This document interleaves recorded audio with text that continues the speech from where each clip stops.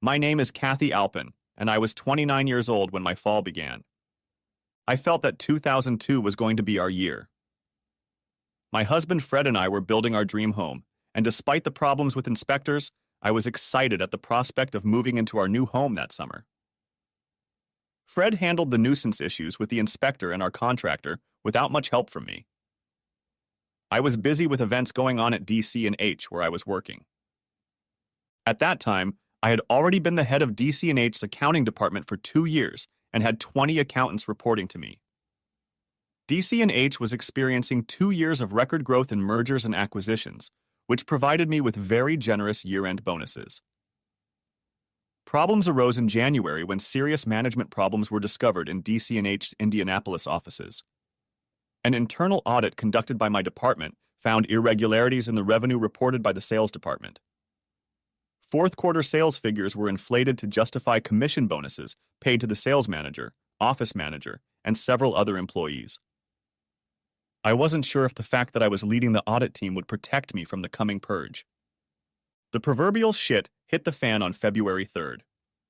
A team from corporate headquarters in New York City, consisting of the company's vice president, the head of corporate security, and a team of auditors, came to our office. I spent the day with the corporate auditors going over the results of the audit, and by the end of the day, the office manager, the sales manager, and 2 other lower-level managers had been escorted out of the building by the head of corporate security.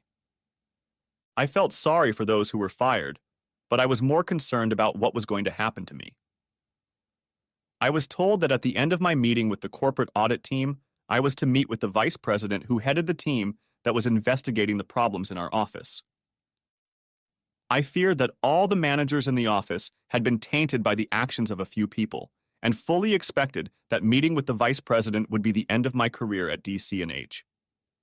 At 6 o'clock that evening, I finished my work with the auditors and was then escorted to a conference room where Jack Hansen, vice president of corporate sales, was waiting for me. "Please come in, Mrs. Alpin," Mr. Hansen said. "Grab yourself a cup of coffee or soda if you'd like, and have a seat. It won't take long. It's been a long day, and I'm sure you're anxious to get home." Jack Hansen was a very substantial man of 46. He was small in stature, slender, and apparently in excellent physical shape. His steely gray eyes fixed on me as I sat down at the table across from him. I could feel my heart pounding, waiting to hear what he was going to say to me. "I imagine it was quite a traumatic experience for you," he said. "Firing 4 people and knowing that your audit was to blame. You should be reassured that the corporate auditors already had suspicions about the fourth quarter report. If you didn't find a problem in your audit, they would have. The difference is that if the corporation had found it, you would have been let go with the rest of them." I felt like I should say something, but couldn't think of anything, so I stayed silent. "What I'm trying to say is that you are not responsible for what happened. Those people would have lost their jobs anyway, and the only thing your inspection did was save your job," he said. "By the way, those 4 who were let go were told they were caught by corporate accounting, so you don't have to worry about them being mad at you." "Thanks. I was worried about that," I said. I was getting a little relieved. I wasn't going to lose my job, and that was good to know, but I was still a little uncomfortable sitting alone with Mr. Hansen. "Mrs. Alpin, may I call you Kathy?" "Yes." "Good. Kathy, in preparation for today, I've spent the last 2 weeks going through the personnel files of everyone in this office. First, I had to determine who and how many were involved in false sales reporting. Second, I had to make a decision on which employees to keep after the reorganization. I must say that I was very impressed with your personnel file. You have an excellent track record and an impressive resume. I must say that I am a little surprised to find that an MBA graduate of the Wharton School of Pennsylvania is working as a first-level accounting manager. When I first graduated 6 years ago, there were no good MBA jobs in Indianapolis," I said. "I worked at several other companies before I got this job 2 years ago." "Why didn't you go to another company? I'm sure with a Wharton degree, you could have gotten a much better job elsewhere," he said. "My husband worked for Independent Investigations Corporation, IQYC, in Indianapolis before we got married," I said. "He was doing well and didn't want to leave Indianapolis. I thought I'd eventually find a good job here. What is IIC? IIC provides investigative services to the big insurance companies. They investigate insurance claims for fraud, recover stolen property, that sort of thing, I said. Interesting.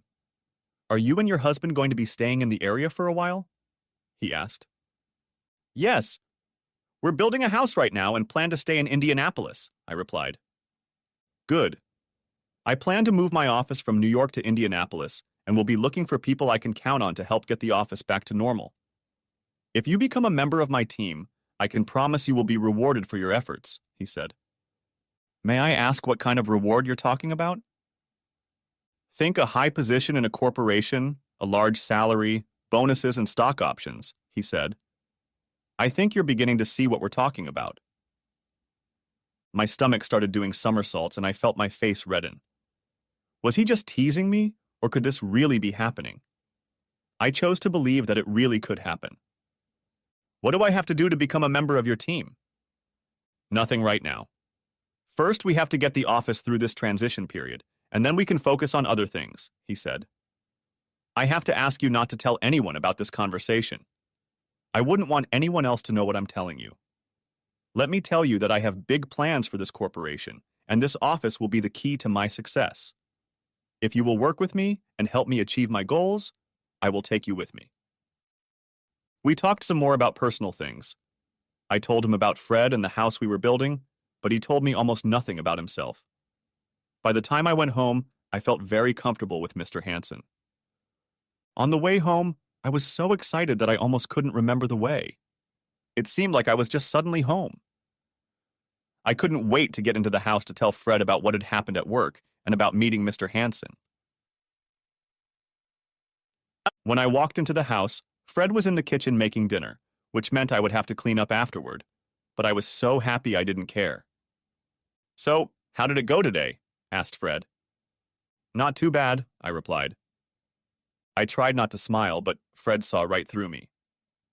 From the look on your face, it went really well, he said. I spent the next 10 minutes telling Fred about the layoffs and my all-day meeting with the corporate auditors.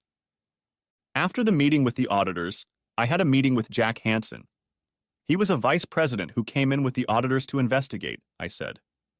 I was sure he was going to fire me, but instead he told me that he thought I was doing a good job.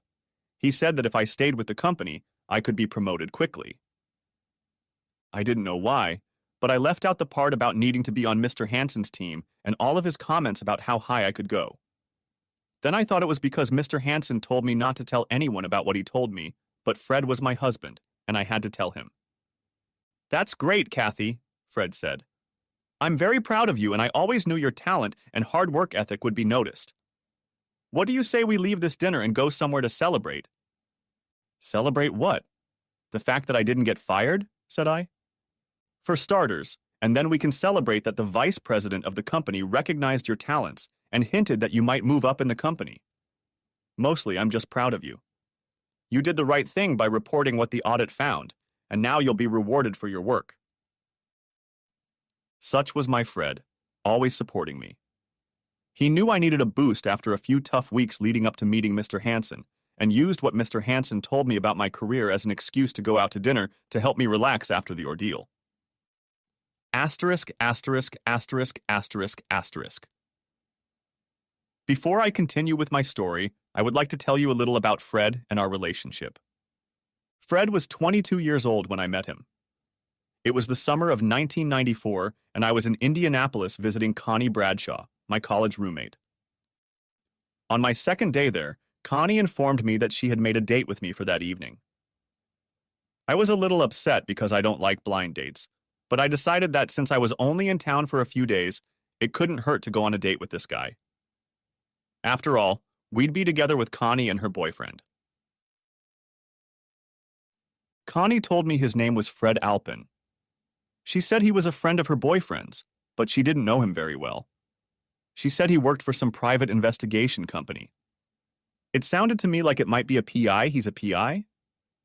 Sounds like a guy trying to pick up a girl by saying he's a CIA agent. I decided to withhold judgment until I met him. I asked Connie what he looked like. He's over 6 feet tall, maybe 180, 190 pounds. He has brown hair. His nose is a little crooked, Connie said. Is he handsome? I asked. Or does he have a great personality? Connie laughed. Don't worry, he's not a dog. What would you call him? I asked.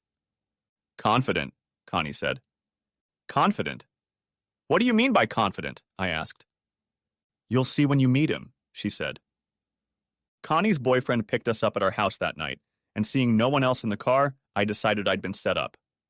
I got angry. John, where's Fred? Asked Connie to her boyfriend. He's going to meet us at the restaurant, said John. He got hung up on a case and said he had to finish some paperwork and would only be a few minutes late. Working on a case? John, is this friend of yours really a private detective? I asked. Not really a private detective. I'll let him explain that when he joins us, he replied. Connie, John, and I were just ordering drinks when Fred walked in. I had forgotten that Connie had described him as a confident man. All I knew was that when he introduced himself to me before Connie or John thought to do so, I immediately felt a warm connection between us. Later that evening, I told Connie that I thought he was handsome. Fred sat down next to me and immediately apologized for being late. Great first impression, he said. Late for our first date. I thought it was interesting that when he first met me, he called it a first date, implying that there would be a second date, but how could he have already known that? I'll accept your apology if you tell me what kind of private investigator you are, I said. It's a fair exchange, he said. Actually, we don't call ourselves private investigators. We call ourselves investigators. We're contracted by the big insurance companies. We investigate insurance claims for fraud, recover stolen property, or mitigate our clients' losses in any way we can. It's not as romantic as private investigator work. After all, what could be more romantic than sitting in a tree and photographing a man cheating on his wife? After that, Fred spent most of the rest of the evening asking me questions. He said he was very impressed when I told him I was working on getting my MBA from the Wharton School at the University of Pennsylvania. Fred laughed and said, I'm not smart enough to go out with you. As long as you realize that I'm letting you stay, I said. I like you, he said. Are there any good hotels near Penn State's campus where I could stay when I come to visit you? The question surprised me, but my answer surprised me even more. There are several hotels in the area. When are you planning to visit? I asked. I had a great time that night and ended up seeing Fred 4 more times during my week-long visit. I really fell in love with him, but decided not to pursue it with him. I wasn't sure I would see him again after I got back, so I didn't want to complicate things. I didn't want this to be a week-long affair. I got back to my apartment in Philadelphia on Sunday afternoon, and in the evening Fred called and asked if he could come visit me the following weekend. I was surprised that he called me so soon, and happily told him that I would love to see him next weekend. By the middle of the week, I decided that I would do it with him this weekend and not worry about it.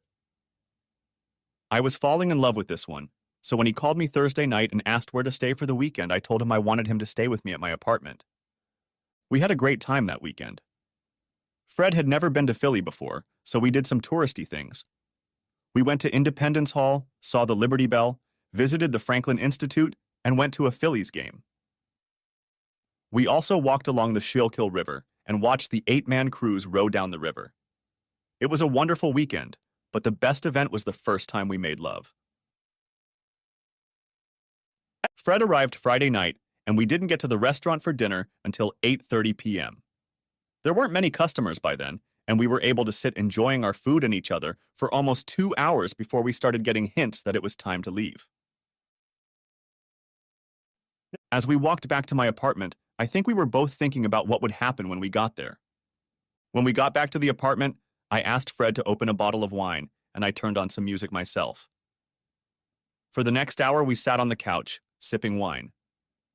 Maybe we should go to bed, I said. I got up, took Fred's hand, and led him into my bedroom, and things got rolling.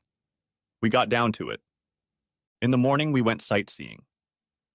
I think after that weekend, we both realized we were meant to be together. Fred spent at least 1 weekend a month with me, and I traveled to Indianapolis every chance I got. Fred came to my graduation ceremony, sat with my parents, and proposed to me that night after dinner. His proposal was completely unexpected, but I was ready with an answer.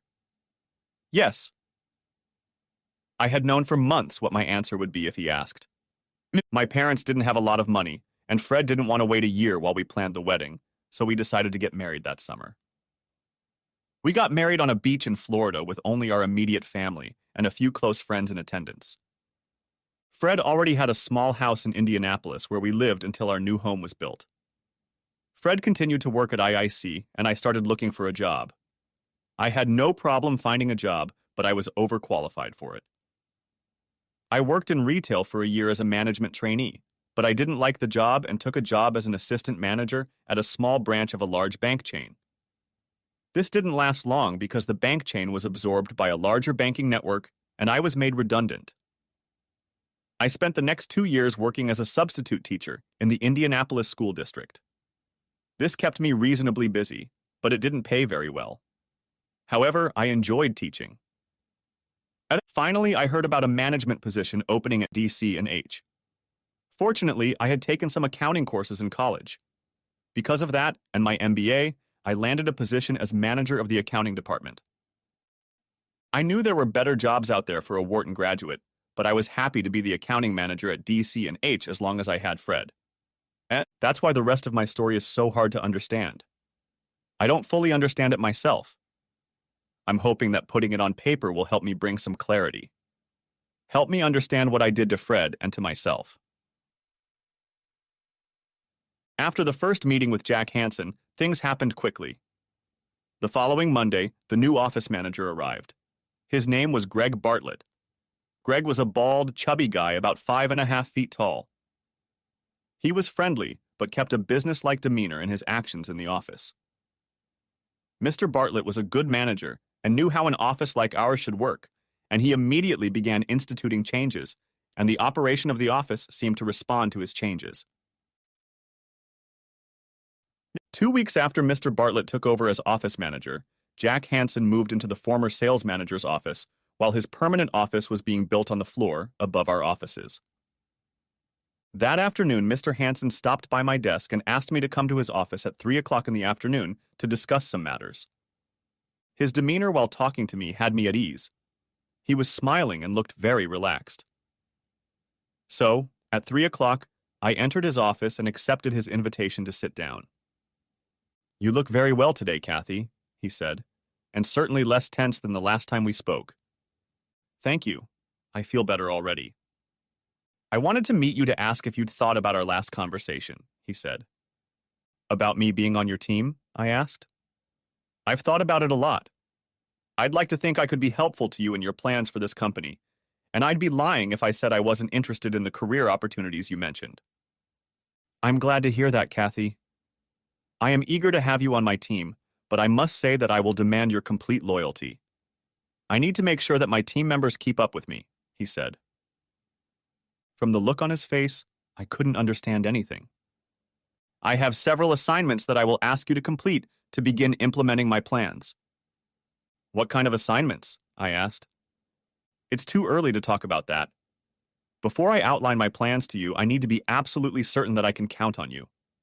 You'll have to prove yourself to me first," he said. I felt a signal go off in my head.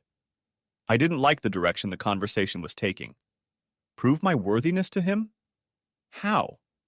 What is he expecting me to prove myself? "I'm not sure I understand, Mr. Hansen," I said. "How can I prove you right? What's your point?" Mr. Hansen got up from his desk and began to pace around the office. Then he sat down in the chair next to me. "Kathy, I find you a very attractive woman," he said. I thought, "Oh shit, this is about to start." "I don't want you to think I do things like this all the time," he continued. "The thing is, I've never done anything like this before. It's just that I need you to prove your absolute devotion to me, and I have an overwhelming desire to possess you. I hope I can convince you to help me fulfill both of my needs," he said. "Mr. Hansen, that's very inappropriate," I said. "I'm a married woman. Let's just pretend you've never offered anything." I'm sorry, Kathy, but I can't do that, he said. We're alone in this office, so you have no witnesses to what I said anyway. I'm not going to force you to do anything, but if you want to be part of my team, you now know my terms. Otherwise, you can continue to work here as an account manager, but you can forget about the great opportunities we talked about the other day. Part of my brain was screaming at me to just get up and walk out of his office, but I didn't. I can't cheat on my husband, I said. Think about it, he said. If your husband had been more favorable to your abilities, he would have moved with you to New York or Chicago, where you would have had a much better chance of getting the job you deserve, but he forced you to come to Indianapolis where your opportunities were very limited. In essence, he deprived you of the career you deserved. Now I'm offering you the opportunity to have the career you deserve by screwing me. I think there is justice for you in that. I couldn't believe what he was telling me. He was saying that Fred deserved for me to cheat on him and thus have the career I deserved, and Fred had somehow denied me that. Part of what he was saying made sense, but I still couldn't escape the thought that Mr. Hanson wanted me to pursue this with him, which meant that I would have to cheat on Fred. I couldn't find the words to respond to his suggestion. I know this has taken you by surprise, Kathy, so why don't you think about it for a while, and then we'll talk about it again next week, he said. As I got up to leave his office, Mr. Hanson said, Kathy, from now on I want you to call me Jack. As I left his office after lunch, I was in a daze. I sat at my desk and tried to make sense of everything Mr. Hanson had told me. Had I misinterpreted his words? Was he really suggesting that I do this with him? Yes, he was. There was no other way to interpret his words. I thought about going home and telling Fred about it, but decided against it because I knew Fred would want me to take Mr. Hanson to court, and I really didn't want to go through that mess. It was difficult, but I managed to get home that night and act like everything was okay. Fred never guessed that I was upset or what I was thinking. For the first couple of days, I was angry every time I thought of Mr. Hanson's offer, but as time went on, I started thinking about what he had said about Fred not being supportive enough of my career. In part, I knew it was wrong, but it was beginning to bother me a little. One afternoon, I found myself sitting at my desk, thinking about doing what Mr. Hanson wanted me to do. I didn't imagine doing it with him. I just thought about the fact that maybe I could do it. I could make sure Fred never found out about it, and then I could become part of Mr. Hanson's team, and great career opportunities would open up in front of me. After that, I started to hesitate with the idea. But I did decide on something. The next time I met with Mr. Hanson, I was going to bring a tape recorder and record our conversation. Whatever I decided to do, I wanted to have some backbone if I decided to take him to court. The following Monday afternoon, Mr. Hanson called me and said he wanted me to have lunch with him the next afternoon. In the evening, I asked Fred if I could borrow one of the mini dictaphones he had for work. I put it in my purse so I would have it at my lunch on Tuesday. Mr. Hanson and I left the office at 11:30 Tuesday morning to go to lunch. We ended up going to the social club he was a member of and had lunch in their dining room. I turned on my tape recorder as soon as we left the building, but Mr. Hanson didn't say a word about his proposal during the trip to the club or during lunch. After lunch, he gave me a little tour of the building. They had their own health club, and Mr. Hanson led me inside and then left me alone while he talked to the woman working behind the counter. A minute later, he returned with the woman. Katie, this is Sarah. She's going to help you, so just follow her. I had no idea what was going on, so I just followed Sarah into the women's locker room. She led me over to the closet and then asked me what size swimsuit I wore. I said, and she pulled a swimsuit out of the closet and held it out to me. You can use any of the clothes lockers, she said. I'll wait for you. I was very puzzled. Without realizing why, I moved from my seat. I changed into my swimsuit and approached Sarah again. She led me through the back of the locker room to the pool area. As soon as we walked in, I saw Mr. Hanson climbing into the hot tub. Sarah handed me a large towel and said, I'll be back for you in about half an hour. I walked over to the hot tub and just looked down at Mr. Hanson. Come on, Katie, get in. I won't bite, he said. I don't understand. What are we doing here? Asked I. I just wanted to talk, and what better place to talk than a hot tub, he said. Why can't we talk in the dining room? Asked I. Because it's better here. You can't take a tape recorder into the hot tub with you. I was stunned. How could he know I had a tape recorder with me? Don't sound so surprised. I'd be disappointed if you didn't have the sense to try to record our conversation, he said. In the future, I won't tolerate you trying to do something like that. I didn't say anything back, and he continued. I just want to chat for a while, and then Sarah will come back and get you. She's going to take you to the therapy room for a massage. This is my gift to you to help you relax. I decided I might as well listen to what he had to say, so I climbed into the hot tub and sat across from him. Mr. Hansen looked around to make sure we were alone and then began. I assume you've thought about what I said last week, he said. How could I not think about it? I said. I was very upset. But you couldn't decide against me, could you? He asked. I hadn't expected such a question, but he turned out to be right. No, I can't say that I did. Good. I'm glad to hear that. You can relax now. I don't plan on doing this with you tonight. That should be your decision. I won't force you to do anything. You have 2 months to make a decision. If you decide in my favor, just let me know when you want to solidify our new relationship. If you decide against me, you don't have to tell me. I'll know when the time is up. Today is March 5th. That means you have until Tuesday, May 7th. I was relieved that he had given me 2 months to make a decision, but how was I going to make it, and why was I even considering his offer? I guess I knew it was the idea of becoming a vice president someday and making a lot of money. I was driven by greed and ambition. I saw it as something I would have to do to get what I wanted. I knew it was like becoming a prostitute. Mr. Hansen spent the next few minutes talking about all the benefits of being a member of his team. He also talked about how Fred had put me in this position by forcing me to stay in Indianapolis. I didn't like him talking about Fred that way, but his words made sense. A few minutes later, Sarah came back for me, and as I climbed out of the hot tub, Mr. Hansen said, Remember, it's only 2 months. I'll remember, Mr. Hansen. Kathy, I told you to call me Jack. For the next hour, I received the best body massage I had ever had.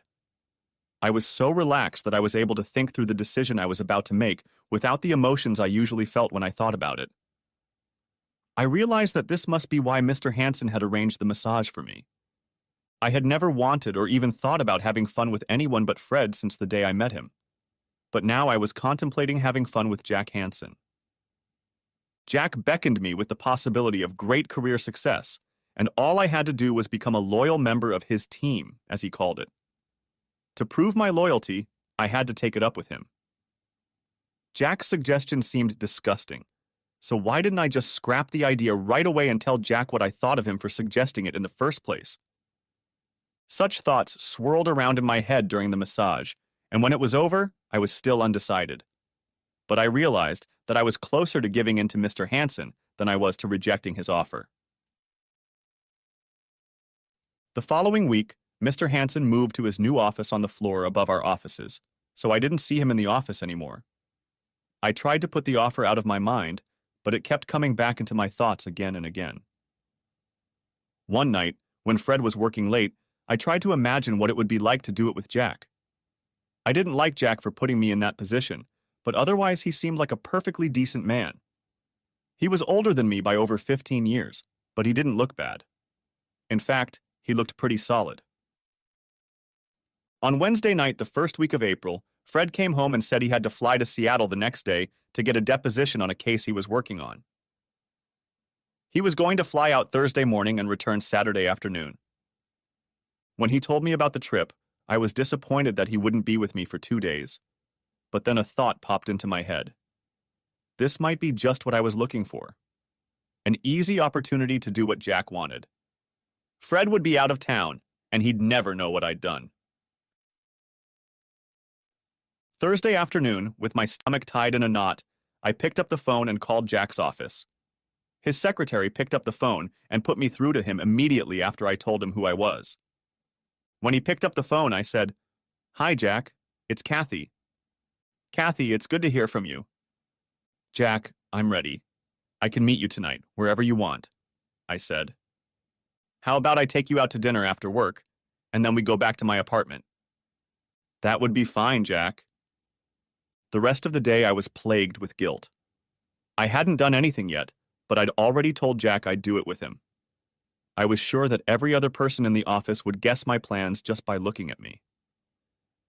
I wanted to call Jack and tell him I'd changed my mind, but I couldn't. I couldn't because I didn't want to cancel. My feelings about what I was doing were so confused that I couldn't think clearly about anything. The only thing I knew for sure was that I was only going to do this with Jack because of what he had promised me. I didn't even like him, and at the moment, I didn't really like myself either. I spent the day convincing myself that what I was doing would be good for both Fred and me. It was just the price I had to pay to get what I wanted. In the evening, Jack and I left the office separately and met at the restaurant Jack had chosen. I managed to have 2 scotches to take the edge off before dinner. During dinner, Jack talked about his ideas on how to get the Indianapolis, D.C. and H office positively recognized by the corporate offices in New York. He said we needed a big opportunity and we needed to make it happen, and he already had that opportunity in his pocket. He didn't say anything else to me. He said that once he was sure he could trust me, he would tell me all his plans and that I would be an important part of them. While I listened to him, I ate my dinner and drank half a bottle of Merlot. By the time we left for Jack's apartment, I was feeling no more pain. Jack offered me a ride, but I insisted on driving my car. I didn't want to be locked in his apartment. I wanted to be able to go home later. I knew I shouldn't drive in the state I was in, but I did it anyway, and thankfully made it to Jack's apartment without incident. Jack asked if I wanted a drink when we entered his apartment, but I declined. I was already out of control, and I didn't need alcohol in my system at all. Jack turned on some music and then took me in his arms and started dancing with me. He pulled me to him and I rested my head on his shoulder, but not because I was comfortable in his arms, but because I was unstable due to the alcohol and needed his support to keep from falling on my ass. And as it happened, we got down to it. Afterward, as we lay on the bed, Jack suggested I stay the night. Katie, you've had a lot to drink tonight. I think it would be a good idea for you to spend the night here, he said. I guess you're right, I said, and immediately fell asleep. When I woke up in the morning, I immediately said, Jack, I'm going home to shower and get ready for work. Okay, I'll see you at the office, Kathy. As I drove home, I tried to figure out how I felt. I wondered if the hangover had clouded my thoughts. I knew I should feel guilty, but I didn't. I wasn't happy about what I had done, but I didn't feel depressed or the need to confess to Fred. I felt no excitement about the affair that had just begun. I guessed that I had resigned myself to the fact that I would be prostituting myself to get ahead. I wanted what Jack was offering me, and I was willing to pay the price. I felt that Jack had as much to lose as I did if anyone found out about our affair, so I was sure he would be as careful as I was. When I got home, there was a message on the recorder from Fred. He had called at 11 o'clock. He apologized for calling so late and said he would talk to me in the morning. I myself was surprised at how calm I was about missing Fred's call. I was sure he would call me before I left for work, so I didn't have to think about how to take the call. No complicated explanations as to why I missed the call.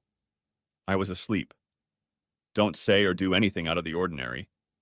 No need to tell him how much I missed him because it might make him suspicious. I was still going through all these thoughts in my head when the phone rang. I knew it was Fred, so I picked up the phone and said, "Good morning, honey." "Good morning, Kathy. How is my beautiful wife doing this morning?" "I'm fine. Just listened to your message yesterday. Why did you call so late?" "I forgot about the time difference. Why didn't you answer?" he asked. "I was asleep," I said. "I had a busy day and didn't get home until after 7 o'clock. I went to bed at 10 and watched TV waiting for your call.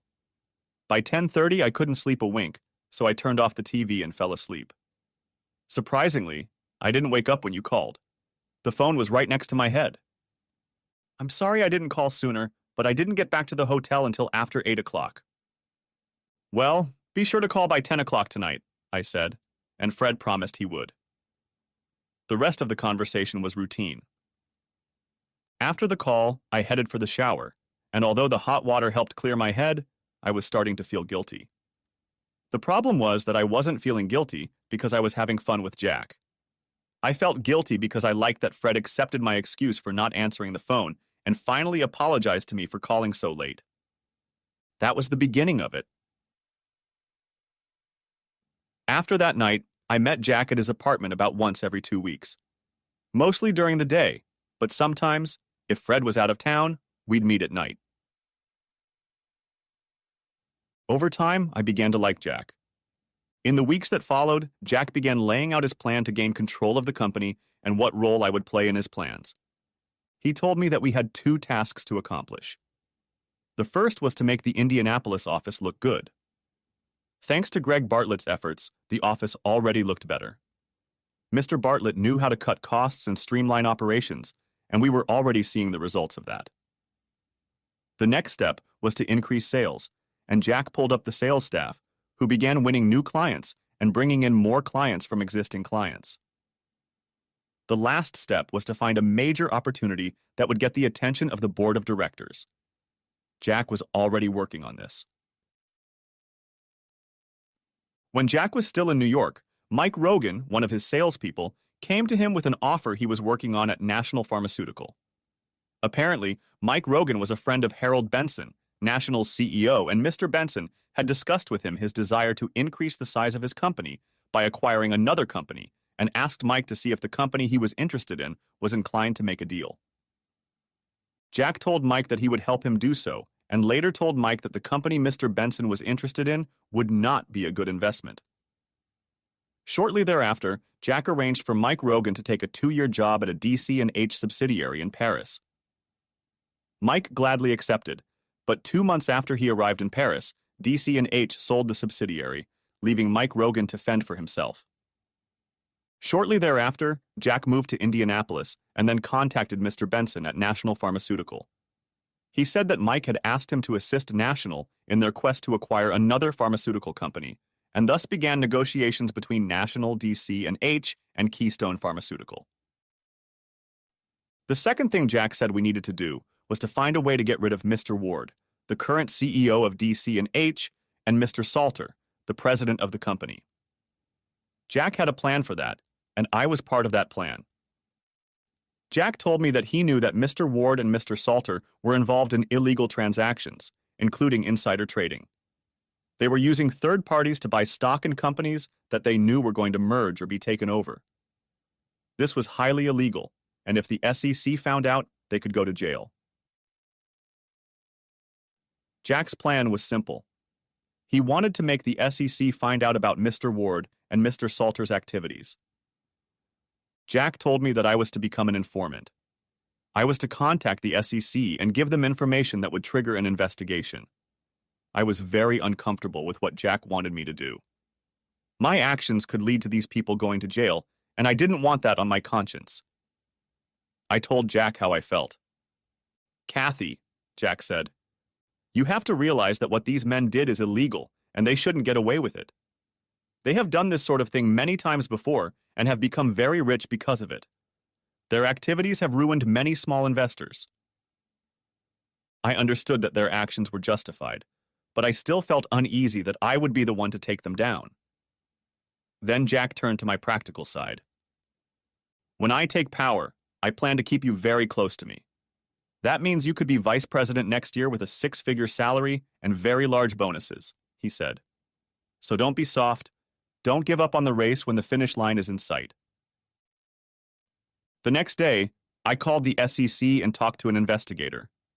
I told him that I had come across information about insider trading related to certain individuals at DC&H and that I didn't know what to do about it. The investigator became very interested and started asking a lot of questions. Jack gave me all the information he wanted me to leak to the SEC, and I let the investigator slowly draw it out of me. At the end of the conversation, the investigator told me that they would be contacting me again soon. Over the next 4 weeks, I spoke with 3 different investigators several times.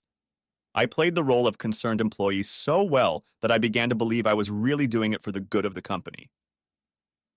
During this time, my life with Fred was going well. Fred had no idea that I had a relationship with Jack or that I was involved in Jack's plans to take over the company. In August, I received a call from John Hargrove, the SEC's lead investigator on the DC&H case, informing me that they had indeed found evidence that the allegations I had made were true and were going to investigate further, which meant that the FBI might get involved. The day I received this news was the day before Fred and I were going to move into our new home. I immediately called Jack's office and told him I needed to talk to him. He told me to come over in 10 minutes. When I told Jack about the call from John Hargrove, he said we needed to celebrate and suggested we go out for a drink. As we left the building and headed to Jack's car, he kept telling me what a great job I had done selling the SEC the information I was providing them. He told me he was proud of me, and by the time we got to the car, I was so filled with self-esteem that I didn't even notice that Jack was taking me to his apartment and not to a bar for a celebratory drink. I wasn't happy when I realized what was going on, but I knew I had to accept it, so I smiled at Jack and followed him into the apartment. Next, Jack pulled a bottle of champagne out of the fridge and poured us each a glass, then raised a toast to me. "To the future Vice President of DC&H, Jack said, and held out his glass to me. I felt my face redden when he said that. We touched each other's glasses, and then we both took a sip of champagne. Jack set his glass aside, then took the glass from me and set it back down. He gave me a hug right away. After a while, we got down to it. I wondered how long it would last. It began to dawn on me that Jack might be planning to use me as his plaything, even after he got control of the company. I thought how stupid I'd have to be to think this would be a very short-term affair. That night when I got home, for the first time, I had trouble looking Fred in the eye when he talked to me. I had a hard time hiding the fact that I felt guilty about my behavior. Fortunately, Fred was too busy preparing for our move the next day to notice my strange behavior. The next day, after the movers unloaded the truck and we were unpacking boxes, I thought about what I had done to Jack the day before. I felt guilty about it. It took us a few days to unpack everything and set up the house, but once we did, I fell in love with him. One night shortly after, while making love, Fred reminded me that I had said I was thinking we could start working on making a baby in the fall. I think it's time for you to get off birth control pills and we'll get pregnant, he said. I think we should wait a little longer, I said. Jack suggested I wait until next year. He said I'm in line for a promotion and it could happen by the end of the year. I want to wait until I'm promoted. Jack? Why did I say that? I knew Fred didn't like Jack. Fred thought Jack had a wandering eye and didn't trust him. Yes, Jack Hansen. Since when did you start calling vice presidents of corporations by their first names? Asked Fred. We're pretty informal in the office, she replied. Why would you discuss our plans to start a family with him? Jack asked me if we were planning to have children, and I told him that we were planning to have them this fall. Then he suggested I wait until next year. I could see that this upset Fred. I could see that he didn't like the influence Jack was having on me, so I was relieved when Fred agreed to wait until January. For the next few months, Fred and I were very busy with work. We both worked a lot and didn't spend as much time together as we would have liked. On the other hand, Jack and I did spend a lot of time together. From August through September, Jack and I had 7 special meetings. Also during this time, the merger deal between National Pharmaceutical and Keystone Pharmaceutical began to heat up. Mr. Benson, the CEO of National, came to the office to meet with Jack, and I ran into them in the hallway. Jack introduced me to him. Mr. Benson was about 35 years old and 6 feet tall. He weighed about 175 pounds and was quite good looking. Jack told me later that Mr. Benson was impressed with me and wanted to meet me. I couldn't imagine what he wanted to meet with me about, but I offered my candidacy. That same day, Mr. Benson came to my office and said that as an accountant, he wanted my opinion of Keystone Pharmaceutical. I reviewed Keystone's financials, after which Mr. Benson asked me a few more questions, but most of them were about how we were doing business. I guess that he just wanted to get a better understanding of what we were about, so that he would feel more comfortable working with us. I later told Jack about the meeting with Mr. Benson, and he said, Mr. Benson wasn't interested in your opinion of Keystone or what you have to say about DC and H. He just wanted to talk to you. Mr. Benson is anxious to talk to you. Can't you see that? I was embarrassed by what Jack had said, but at the same time felt a little boost to my ego. One evening, near the end of November, Fred and I went out to dinner after shopping all day. I knew that Fred was going to start talking about starting a family again. I told him that we could start in January, but thought that maybe I should wait a little longer. I decided to take the initiative and take the discussion into my own hands. I told him I had some good news. It looks like we'll have a deal with National Pharmaceutical to merge with Keystone Pharmaceutical by December 20th, I said. That means I'll get a promotion this year. Really? That's terrific, Fred said. Then we can start working on getting you pregnant. Why don't we start tonight? I can't start tonight. I'm still on the pill, I said. Besides, I want to wait a few more months to settle into my new job before I go on maternity leave, and don't you dare tell anyone I told you this. I could get in a lot of trouble if it got out, and it would probably ruin the deal with National. You know I won't tell anyone, he said. Should I run out and buy National Pharmaceutical stock on Monday? Hell no, I said. That's insider trading. If you do that, we could all go to jail. Fred said he was just kidding, and that he knew we couldn't do anything like that. On Friday, December 6th, we went to the IYC Christmas party. We sat with Bill and Susan Ripley. Bill is Fred's best friend, and Susan has become a close friend of mine. It was a small party with dinner and dancing, but we had a good time. After all I had been through the last few months, this party really relaxed me. But then, the drinking and dancing turned me on, and I couldn't wait for Fred to get home. When we got home, we went straight to the bedroom and got down to it. That Saturday morning, my world began to fall apart. Up until that point, I thought I had everything under control. Fred left for work that morning, and Jack showed up at the house to talk to me. Kathy, we need to talk, was how he started the conversation. I need to discuss two things with you. First, we have a problem with the merger deal. Benson said he was thinking of offering the deal to other M&A companies. I realized he was bluffing and figured he was waiting for some kind of kickback for himself. When I questioned him, trying to figure out what I could do to get him to sign with us, he said he wanted you. What the hell are you talking about? I asked. Benson wants to have some fun with you. If you do that, he'll sign the contract. It's as simple as that, said Jack. I can't do that. I'm already cheating on my husband with you. I just can't do that to Fred, I said. Katie, this is the deal we need if we want to take over this company.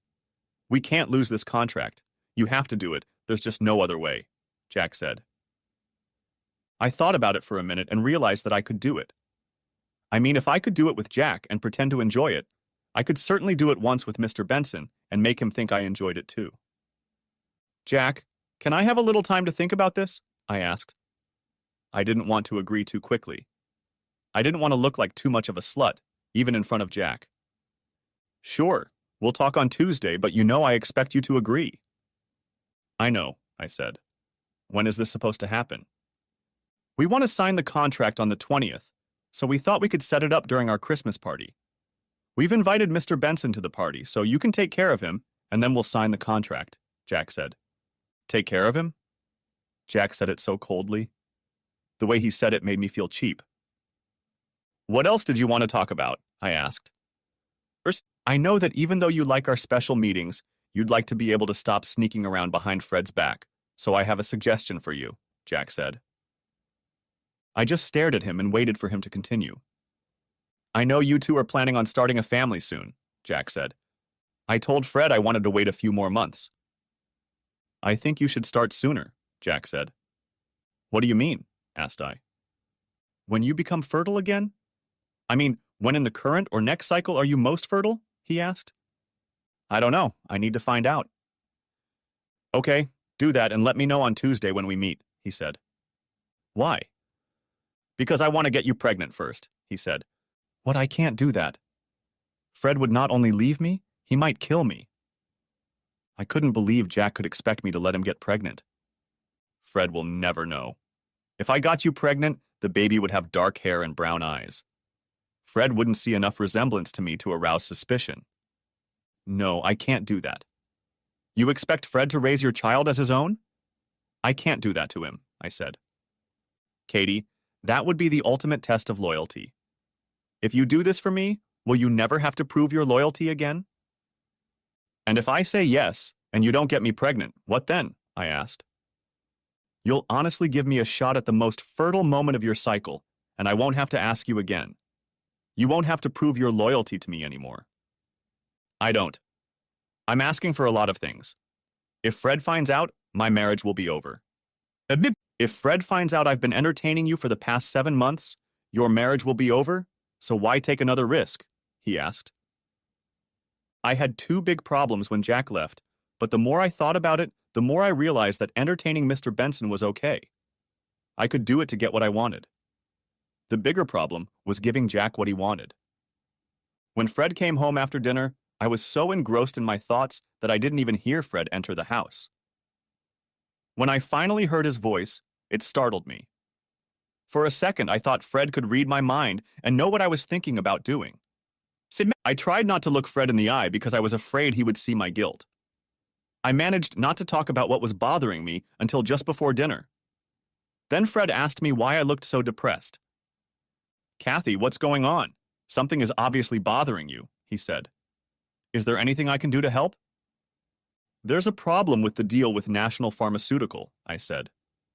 It turns out that the president of National Pharmaceutical, Mr. Benson, is making unrealistic demands, and if we don't give him what he wants, it could cost us the deal.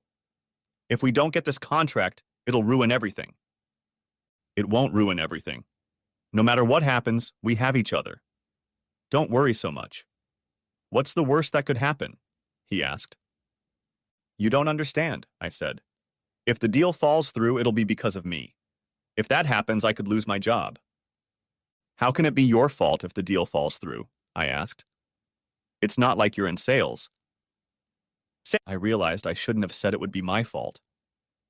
I had to think fast to stop this conversation before I gave away too much. I can't tell you anything else.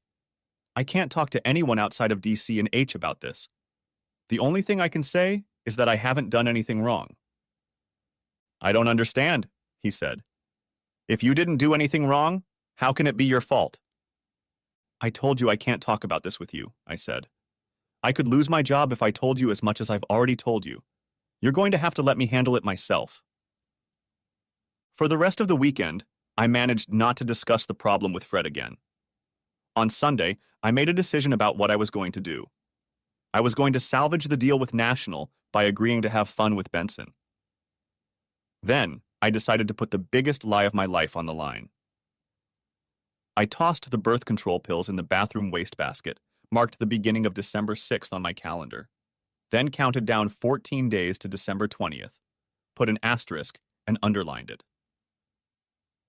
Monday morning, I got up early and left for work at 6:30 a.m. Fred asked me why I was leaving so early, and I replied that I needed to get ready for some important meetings. After getting to my office, I closed the door and sat at my desk thinking about what I should do. Having made a decision, I felt a little better, but I was still frustrated. I didn't get much work done on Monday, but I went over my plans in my head a few times, so I wouldn't make a mistake later. When I got home in the evening, I could see the concern on Fred's face. I hated what I was doing to him, but there was nothing I could do to rectify the situation anytime soon.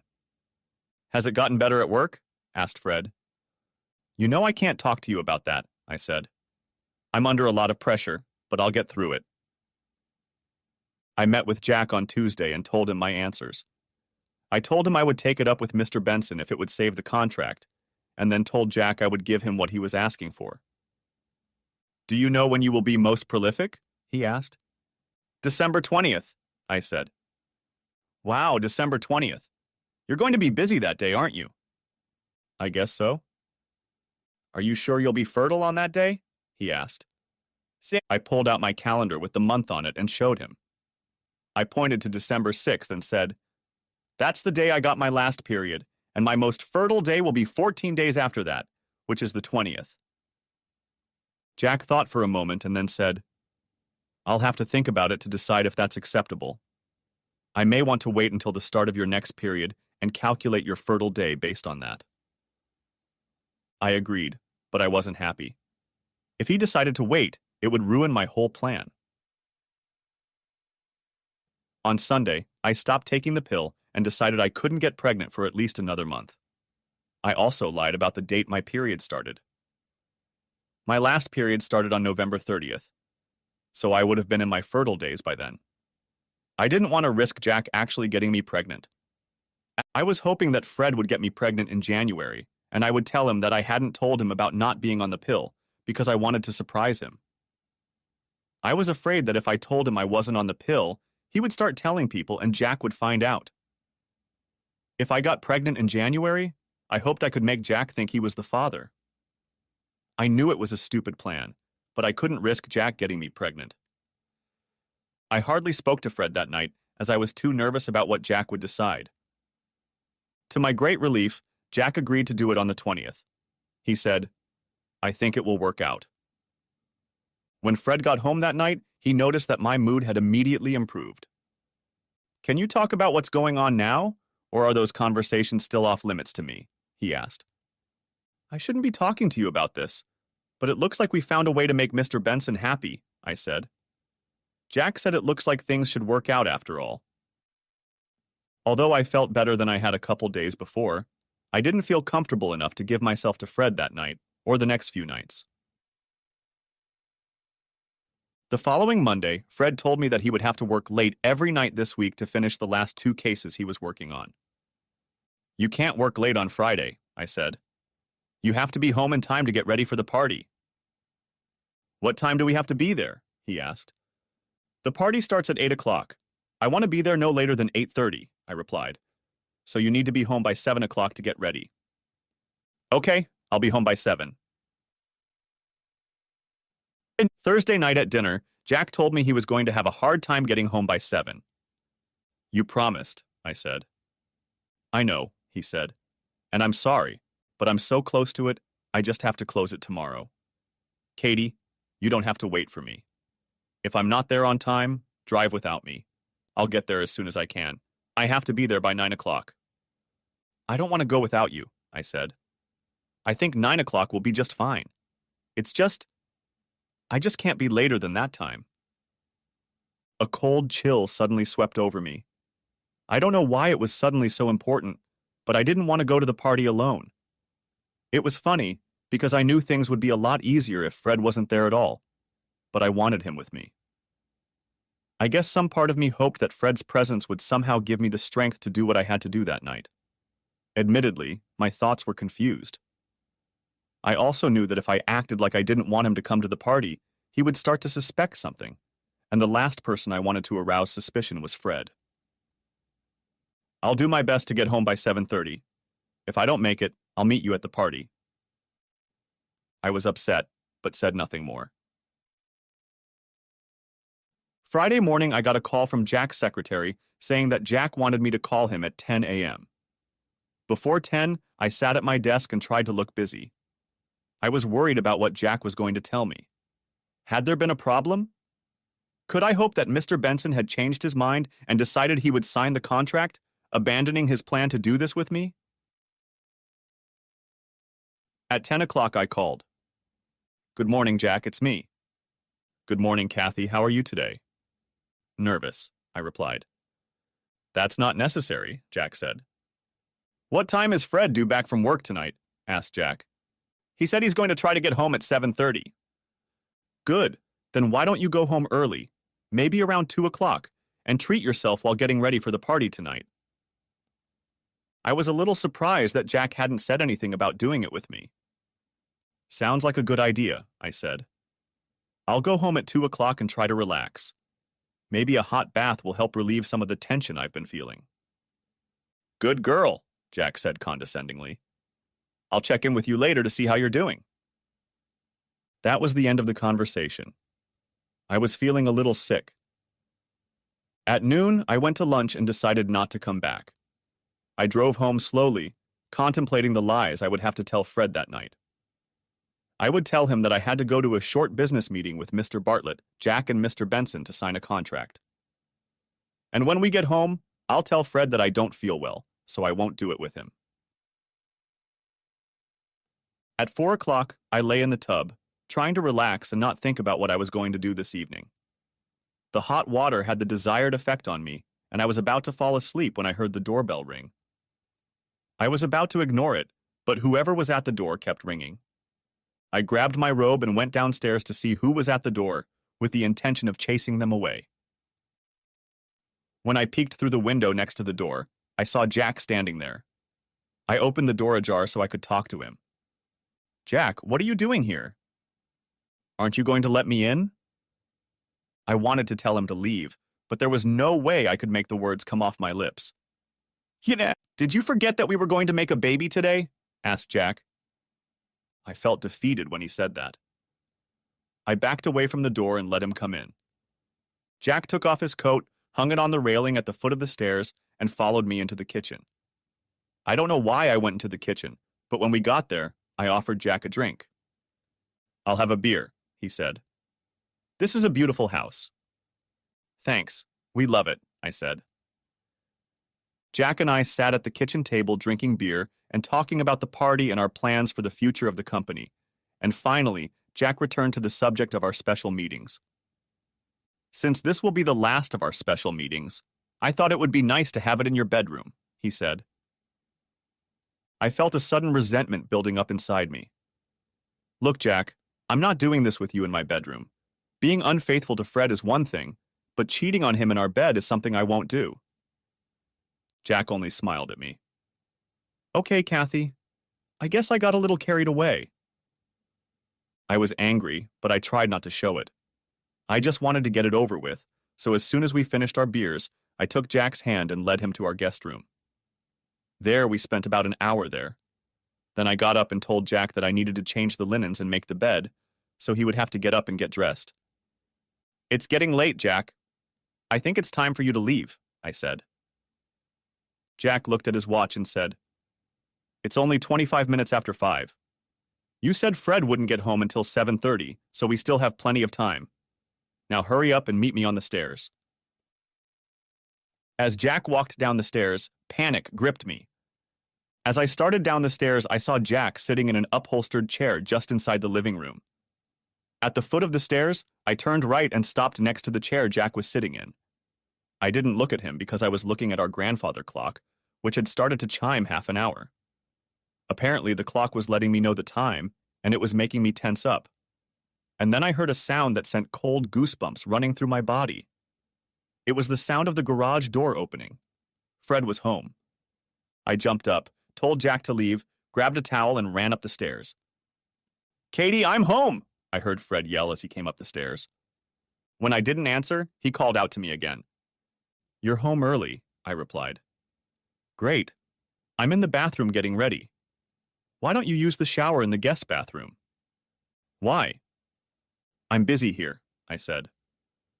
The door to the bathroom swung open. "What did you say?" he asked. In a panic, I screamed, "I said I'm busy here. Get out." "What are you doing?" asked Fred. "It was supposed to be a surprise," I said. "For who?" asked Fred. "For you, of course. I wanted to surprise you when we got home from the party," I said. "Did I ever tell you I wanted you to shave?" he asked. "No, but I thought that—" Fred didn't let me finish. "Where did you even get that idea?" "Certainly not from me," he said. I could see Fred was starting to get angry, and I couldn't think of anything to say to calm him down. Now I was getting angry, but I didn't know who. Fred was silent for a minute, and I was beginning to think I had won the argument. I didn't talk to Fred the whole time we were packing for the road. Fred thought I was mad at him, but I wasn't. I was mad at myself for getting involved in this story in the first place. Why couldn't I be content with the life I had before Jack came to town? Fred watched me get dressed. I thought that was a good sign. He always liked to watch me dress for going out, so it made me feel good that he was watching me. As we were getting ready to leave the house, Fred said, "You look really good.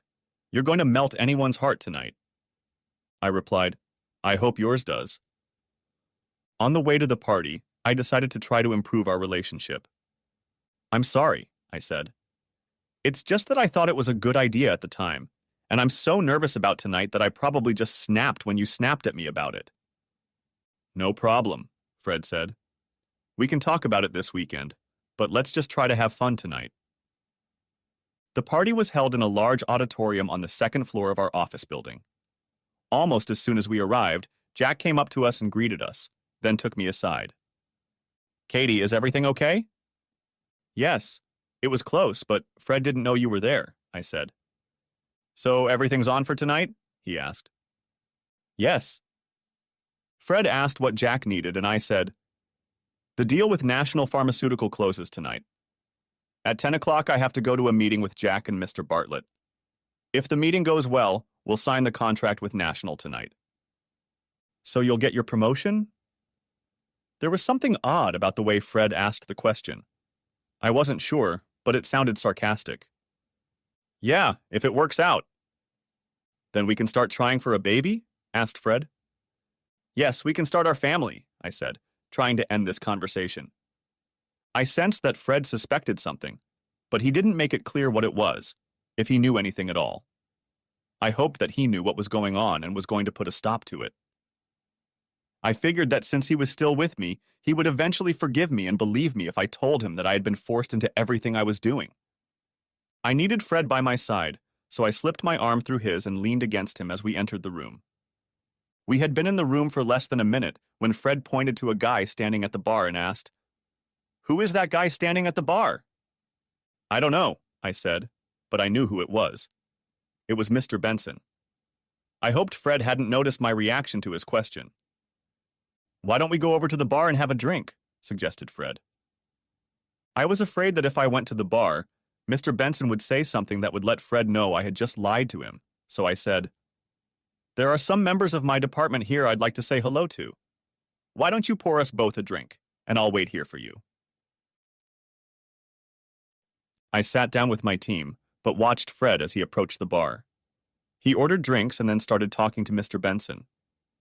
This disturbed me. I wondered if Mr. Benson would mention that he knew me, and I worried about what they might be talking about. Fred brought me my drink and said he was going to split up. I didn't want him to leave me, but I couldn't stop him because I couldn't explain why I wanted him to stay with me. When Fred left the table, I was so depressed that I considered just leaving and facing the consequences of all my actions later, but apparently I was too much of a coward to leave. As I was looking for Fred, I noticed that he was talking to Mr. Benson again. Now I was getting scared. A few minutes later, the orchestra played, and Bert Carpenter asked me to dance. I declined and said I was waiting for my husband. A minute later, Fred came back to the table, and before he could sit down, I dragged him to the dance floor. The most comfortable I had felt all evening was being in Fred's arms on the dance floor. When the dance was over and we were back at the table, Greg Bartlett came up to me with a small bag in his hands. He pulled me aside and whispered, "I think you know what you should do with this." I felt a queasy feeling in my stomach as I went back to the table to talk to Fred. "I have to go to the girls' room," I said. Fred gave me a hard look and said, "Don't do that." "Don't do what?" I asked, trying to guess what he was thinking. No. He grabbed my hand and held it up and looked me in the eye. "You know what I'm talking about. You know I'm not stupid. I know what's going on here. Stop it now." I felt my knees start to shake, and I thought I was about to pass out. How could he know? Until I knew how much Fred knew, I had to act like I wasn't doing anything wrong and had no idea what he was talking about. "I don't know what you're talking about," I said. "I just need to go to the girls' room." I pulled away from Fred and walked away as tears began to run down my cheeks. I sat in a stall in the girls' restroom, trying to get my heart to slow down, and contemplated how much Fred knew. After all, he is an investigator, and a very good investigator. If he became aware of something that made him suspicious, he would dig until he got to the truth. With that in mind, I realized that my marriage was in deep danger no matter what I decided to do. In the end, the only thing I could see was to keep going with the plan. At least I would have a career to fall back on if the marriage could not be saved. Today, as I was walking back to the party from the ladies' room, I heard a familiar voice coming from the speakers set up by the band. "May I have your attention, please?" As I entered the hall, I heard the same announcement. "May I have your attention, please?" Reaching the door, I looked for Fred at the table, but he wasn't there. That's when I realized whose voice I'd heard over the speakers. It took me a moment to see where he was standing, holding the microphone. "Can I get everyone's attention?" said Fred. The room went quiet, and I stood frozen in place, waiting to see what Fred would say. "Thank you. I want to take a few minutes to talk to all of you about this special occasion. First, I want to say what a wonderful party this is. Let's give a round of applause to those who threw this party for us." The guests started applauding, and I walked over to Fred. "I've had a few drinks and I'm feeling pretty good right now, so I hope the words come out right. The reason I want to talk to you is because I want to share some things that are going on with me and my wonderful wife, Kathy." Fred looked at me and smiled, but his smile was not genuine. Then he turned away from me and looked across the room at Jack, Mr. Bartlett, and Mr. Benson. Fred definitely knew something, but what it was, I had no idea. Part of me hoped that he would say something to end this whole nightmare, and part of me hoped that Fred had just gotten drunk and decided that he needed to thank the company for throwing this party. Unfortunately, I knew Fred wasn't that drunk. He was never that drunk. "First, I want to share some good news with all of you. Katie and I are having a baby," he said. Why had he said that? It wasn't true, at least not yet. Did he really know about Jack wanting me to have his baby and was trying to make Jack angry? Many of the guests started applauding, and a few of my friends shouted well wishes for me. I covered my face with my hands to hide my humiliation. There's more good news. Kathy told me that she's getting a promotion tonight because of her work on the National Pharmaceutical Company deal. I understand that Kathy, Mr. Bartlett, Mr. Hanson, and Mr. Benson will be meeting upstairs tonight to sign the contract. Isn't that great? Oh, shit. So much for that. That statement could very well cost me my job. "Oh God, please stop!" I shouted. I was now very close to Fred, but my legs were too weak to carry me any further. I sank to the floor and just lay there.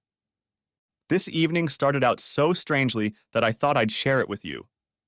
When I returned home from work in the evening, I found my favorite wife in the bathroom getting ready to shave. Oh my God, he was going to tell me everything.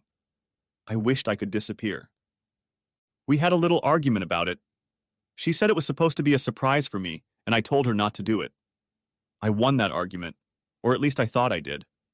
I realize now that she wasn't doing it for me, but on Jack's orders, said Fred. There was complete silence in the room. I could almost hear my heart pounding in my chest. She was supposed to be a gift to Mr. Benson tonight. Your company's management seems to think it's good business to encourage your employees to do this with potential clients to get contracts, even if it ruins the marriage, Fred said. Fred seemed to know more than I realized he might know about all of this. Fred went on for another minute, but I wasn't listening to him anymore.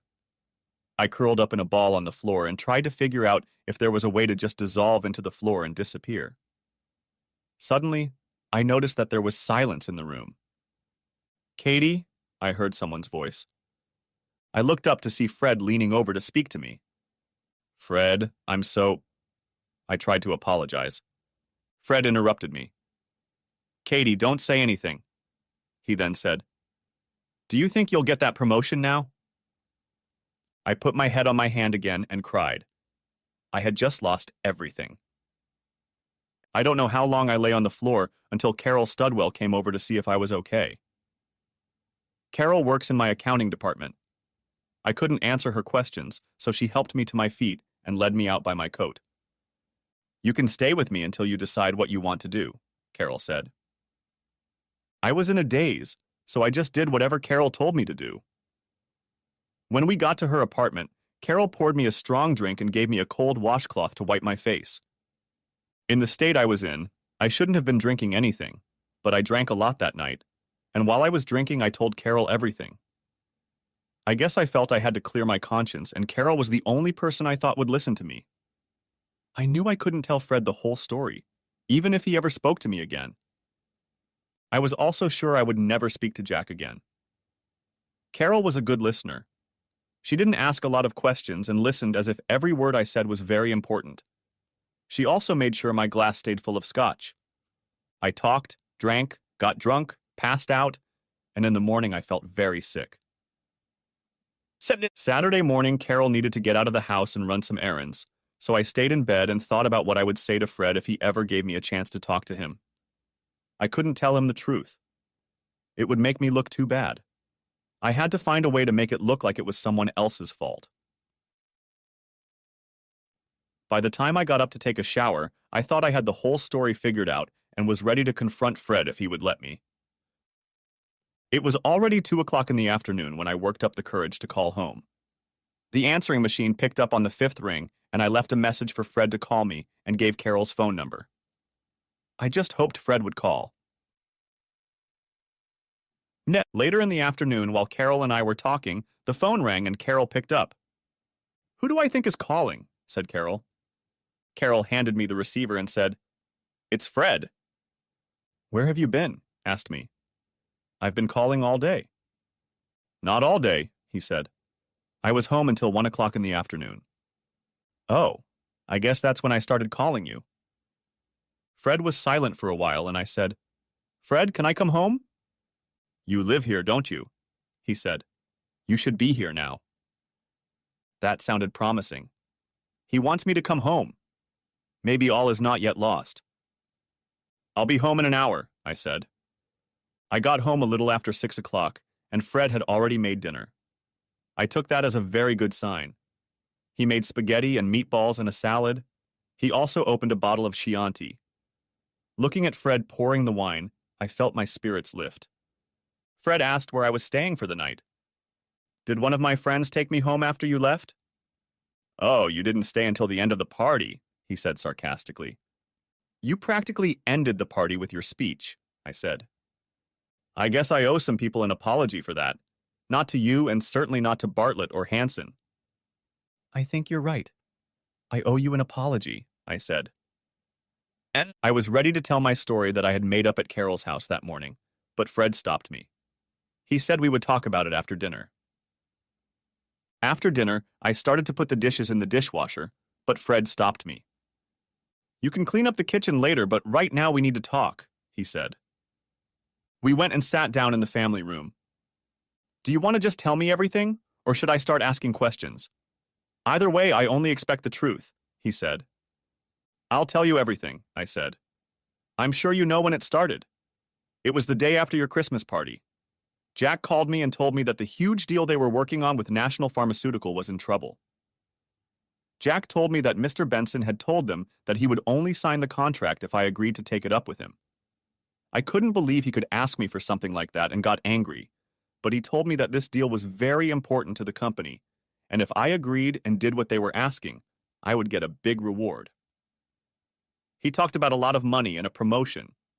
I didn't want to do it, but Jack kept pushing me and told me that a lot of people were depending on me. I told them I needed to think about it.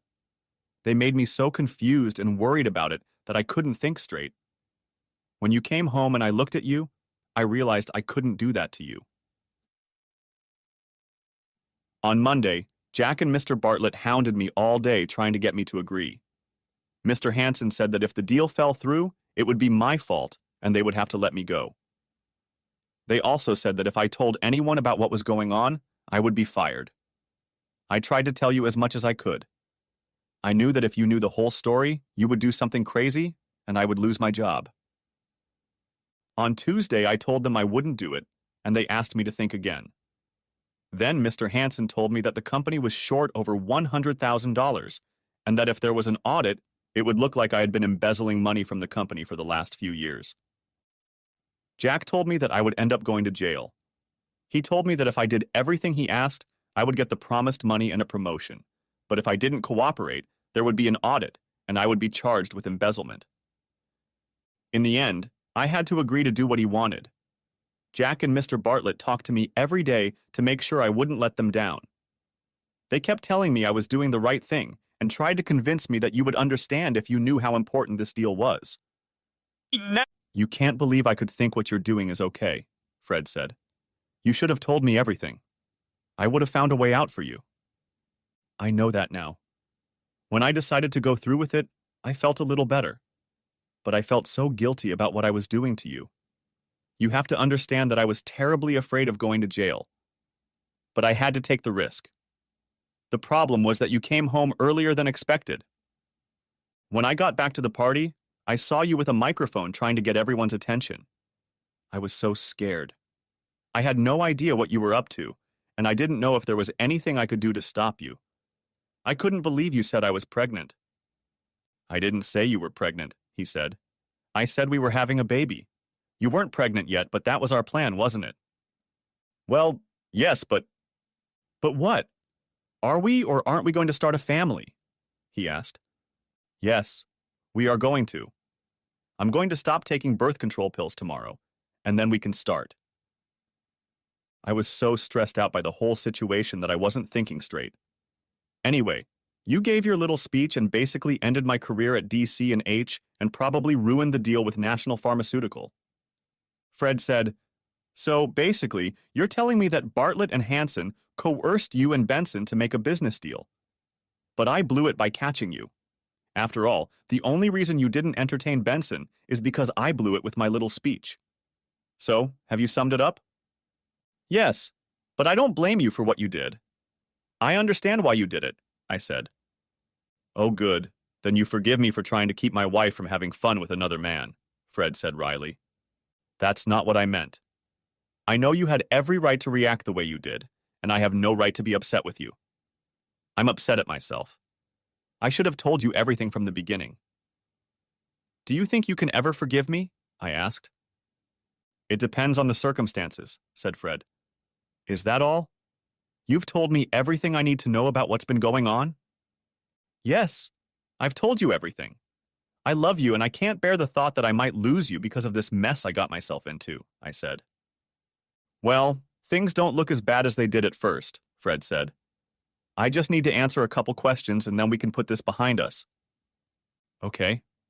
What kind of questions? I was beginning to hope that I could save my marriage, and that was all I cared about at that moment.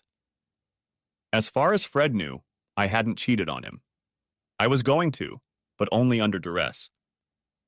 He didn't know about my affair with Jack. Things were working out just fine. I found this in the trash the other day and it's full, Fred said, and threw my birth control pills on the coffee table. You threw out all your birth control pills last week, but not only did you not tell me about it, but you tried to make me believe you were still taking them. Just 5 minutes ago you said you'd stop taking them tomorrow. Can you explain that to me? I was stunned. What could I say to get out of this mess? You're right. I did stop taking the pills, I said. I was planning to let you get pregnant and then surprise you. I know how much you want to start a family, so I thought it would be a nice surprise when I told you about it. That plan would only work if you and I were doing it. But the last time we made love was the day before you stopped taking the pill, he said. I was just so upset about what Mr. Bartlett and Jack wanted me to do that I wasn't in the mood to do it at that time, I replied. Did you know that last night was the most fertile night of your cycle? He asked. How did he know that? It wasn't true. I had only written it down on the calendar to fool Jack. There was no way I could explain it to Fred. No, I didn't know about it. I had too many other things on my mind to think about it, I said. One more question, Kathy, I began. How long have you been having fun with that rat bastard Hansen? What? He knows everything. How could he? No more lies. I know you've been keeping track of your menstrual cycle and marked last night as a day in your day planner. He wanted you to get pregnant, didn't he? I started crying and couldn't find the words to explain my behavior. Fred said, I saw you standing in the living room. I saw Hansen kissing your belly the way a man often kisses the belly of the woman who is carrying his child, or, in this case, will carry it. Did you think I'd be stupid enough to let you have his baby and make me think it was mine? Or were you planning on leaving me all along? You spent last night with him, didn't you? I couldn't answer his questions. I couldn't find the words to defend myself. I could tell Fred that I hadn't spent the night with Jack, but what would that change? He had seen me with Jack at our house. Fred left the room for a few minutes, and when he returned, he was carrying his suitcases. I jumped up from my chair and ran to him. Please don't leave me. I love you. I don't love Jack. I told you he sent me through the black mail. I had no choice but to do what he asked, I begged. Why didn't you just keep taking birth control pills and lie to Jack about it? You certainly had no problem lying to me. I guess I'd have to believe what you told that rat bastard more than anything you've said to me lately, he said. I forgot to tell you that last night when I was watching you and that asshole, I heard you say to him, I love you. So where does that leave me? I don't love him. If I get pregnant, I'll have an abortion. I love you. Please, you have to believe me, I said. I don't know why I said that. I was sure that Jack couldn't get me pregnant, but I was saying everything that came into my head, trying to stop Fred from leaving. No, I don't. As for the baby, don't have an abortion because of me. I collapsed on the floor and lay like that for over an hour. When I finally forced myself to get up, I went to bed and slept until 10 o'clock Sunday morning. Sunday, I spent a lot of time crying. Fred was gone, and I knew there was nothing I could say to him that would bring him back. The full truth would make him hate me even more, and I knew that telling Fred more lies wasn't an option either. It wasn't until Sunday night that I began to think seriously about what I should do. I was already thinking about taking a sick day on Monday so I wouldn't have to face my coworkers at work. But I changed my mind. I decided to go and tell people that Fred and I had a fight the Friday before the party, that he got drunk and said all kinds of things that he wanted to hurt me. Then I would talk to Jack and find out what kind of relationship I was in with him. I hoped that Jack would find a way to salvage the deal with National and not blame me for what happened Friday night. Jack said he loved me, so I would have to play on that. Monday morning, I went to the office determined to act like everything was fine, but it wasn't. Very wrong. No one wanted to talk to me. Most people wouldn't even look at me, and a few people were whispering about me behind my back. When I got to my office, I closed the door and sat down at my desk, resting my head on my hands. Had the scene with Fred at the party turned everyone against me? I wondered how I would ever regain the respect of the other employees if they believed what Fred had told them in his little speech. That morning, I waited until 10 o'clock and called Jack's office. His secretary informed me that Jack had gone to Mr. Benson's hotel for a meeting. This was the first good news I had heard in a while. If Jack was meeting with Mr. Benson, that meant the deal was still on. I hoped Jack would still take me with him. At least I'd have a career. As soon as the thought crossed my mind, I was filled with self-loathing. It was thoughts like that that had cost me my marriage. It was at that moment that I realized I had to change something in my life, but I didn't know what yet. At 2 o'clock in the afternoon, I got a call from the receptionist in the lobby. She said that William Jefferson and Veronica Peters from the FBI wanted me to come and talk to them. I didn't like this turn of events. I assumed they wanted to talk to me about my denunciation of the CEO and president of DC and H. All my previous conversations on this topic had been over the phone, and I had Jack to help me with answers. Coming face to face with the FBI was beyond me. As I was leaving the office, I was approached by Mimi Sanders. I hoped she would talk to me, but then wished she hadn't. "Ta-da! Did you really think you could work your way to the top? I guess if you have a baby with Mr. Hanson, you'll be the next president of the company," Mimi said, and walked away. I was too stunned to respond to her comment. As I looked around, I realized that several people had heard Mimi's words and were looking at me as if I had been murdered. I quickly made my way to the elevators and pressed the down button a few times, hoping it would speed the elevator up to the 4th floor. I desperately wanted to get away from the unfriendly faces that were now watching me. When the elevator finally arrived, I hid in a corner until the door closed, hoping no one else would come in with me. When I was in the lobby, the receptionist pointed out 2 FBI agents, and I walked over to them and introduced myself. Both agents stood up. Agent Peters stood in front of me, and Agent Jefferson stood behind me.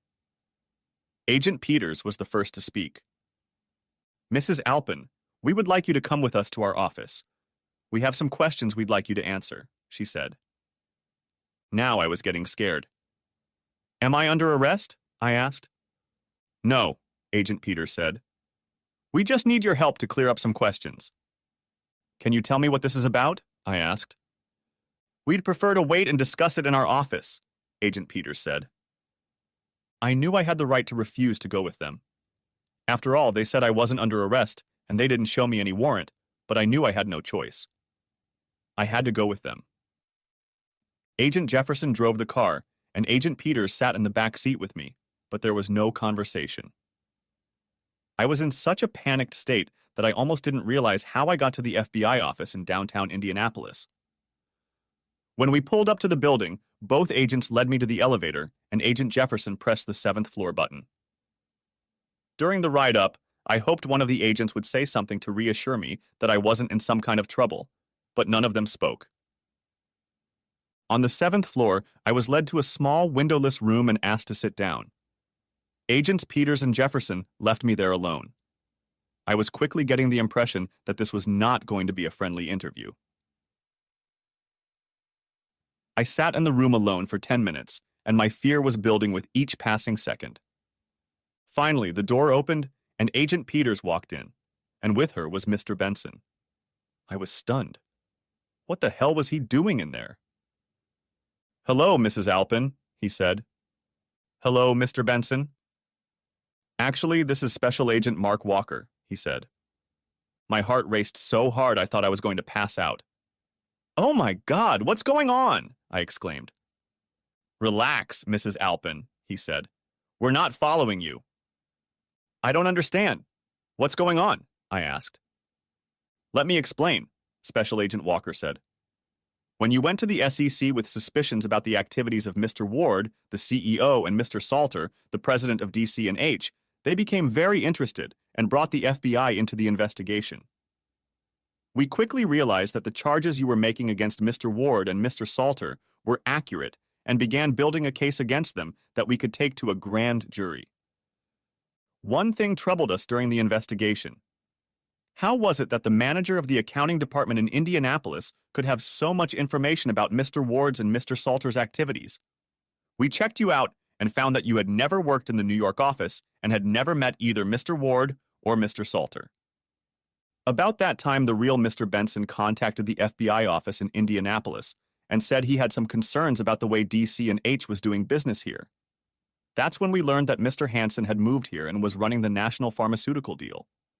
We knew he was working closely with Ward and Salter in New York, and our investigation showed that he was spending a lot of time with you. I thought, geez, does everyone really know that I was entertaining Jack? When we saw a picture starting to emerge, we decided to run an operation here.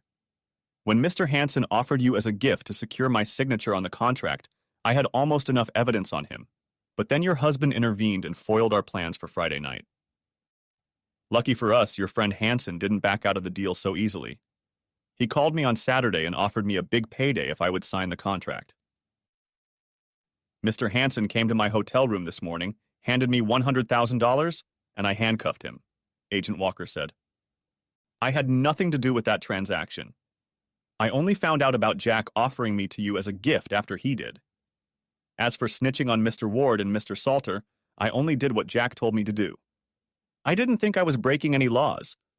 I knew what Jack wanted me to do to you was wrong, but he promised he would take care of me if I did, I said.